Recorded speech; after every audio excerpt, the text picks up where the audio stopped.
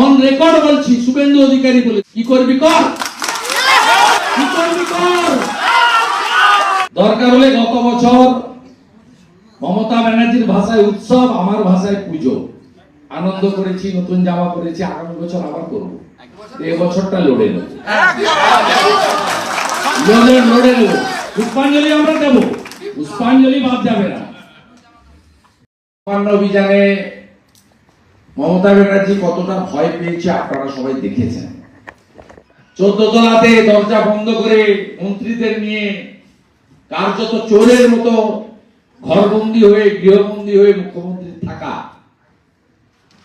তার আপনারা নড়িয়ে দিয়েছেন।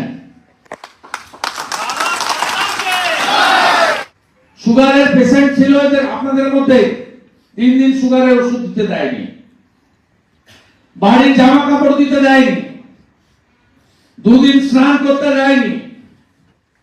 যেদিন অ্যারেস্ট করে এবং পরের দিন কোর্টে ফরওয়ার্ড করে, 24 ঘন্টায় একবেলা সামান্য কিছু খাওয়া দিয়েছে। অভুক্ত ছিলেন আপনারা, মানসিক, শারীরিক সব রকমের কষ্ট দেওয়া হয়েছে। হেস্টিংসে যারা গ্রেফতার হয়েছিল তাদের মধ্যে শঙ্কর মজুমদারকে ফিজিক্যাল টর্চার করা হয়েছে। আমাদের অনেককে পিসিতে ডেকে বলা হয়েছে কনস্পিরেটরকে কে আসতে বলেছিল, নাম বলো, নাম খুঁজছে। CP Vineet Goyal on record বলছি, শুভেন্দু অধিকারী বলেছিল আসতে। কি করবি কর, কি করবি কর, কিছু করার থাকলে কর। চেয়ার দখল করে মুখ্যমন্ত্রিত্ব চায় না, শুনে রাখুন। আমরা ভোটে হারিয়ে ক্ষমতা দখল করব।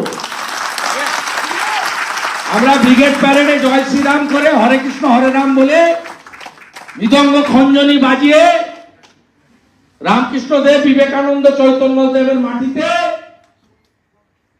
ডবল ইঞ্জিন সরকার করব। আমাদের কোনো তাড়াহুড়ো নেই। যে অপরাধ করেছে এই অপরাধের ক্ষমা নেই।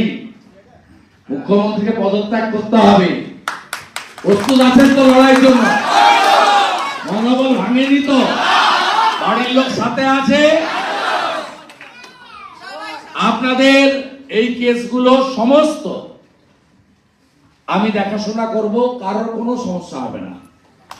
এই কেসগুলো আর তাদের স্বজনকে ওরা বেল আটকেছে, তাদের জন্য আমরা ইতিমধ্যে হাইকোর্ট করেছি। আগামীকাল 12 তারিখে হাইকোর্টে লিভ না হবে। আমি আশা করছি তাদেরকেও আমরা উচ্চ আদালত থেকে বের করতে পারব। এবং সায়নের বেল আটকানোর জন্য এরা সুপ্রিম কোর্টে গেছিল, সেখানেও আমরা স্বনামধন্য আইনজীবী সিদ্ধার্থ লুথরাকে দিয়ে রাজ্য সরকারের এসএলপি বাতিল করিয়েছি। সেদিন যদি বাতিল না হতো তাহলে অত সহজে আপনাদের জামিনটাও হয়তো করানো যেত না, আইনি জোটে জড়িয়ে যেতাম।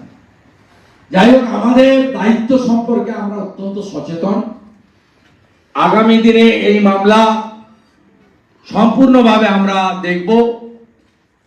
আমাদের গ্রুপ, যারা গ্রুপ থাকবে, লয়ার ল ক্লার্করা যোগাযোগ রাখবেন এবং যাদের প্রয়োজন হবে টিএ, ডিএ, লিগ্যাল কস্ট সমস্ত দিয়ে আমরা আনবো। এবং যত তাড়াতাড়ি এই মামলাগুলো, সব 10টা মামলা হয়েছে, সার্টিফাইড কপি তুলে স্টে প্রসিডিংস আমরা করব, যাতে আপনাদের 3 মাস 4 মাস অন্তর কাউকে হাজিরা দিতে না হয়। স্টে প্রসিডিংস করব আমাদের সমস্ত আইনি প্রক্রিয়ার মধ্যে যতটা আপনাদেরকে সাহায্য করা যায় করব। আর 2-1 জনের কাজকর্ম, চাকরি বাকরি ছিল, আছে। একজন নোটিশ পেয়েছে, 14 দিন ছিলেন বলে জেলে। আপনাকে বলে দিই, আমাদের ভারতীয় ন্যায় সংহিতাতে খুব পরিষ্কার আছে, কনভিকশন ছাড়া কারো চাকরি যাবে না। আপার কোর্টের লিগ্যাল প্রোটেকশন আপনাদের সকলকে দেব। আপনারা ফুললি অ্যাসিওর থাকুন। এবং 18 তারিখে সুপ্রিম কোর্ট দেখার পরে আমরা কর্মসূচি ঘোষণা করব।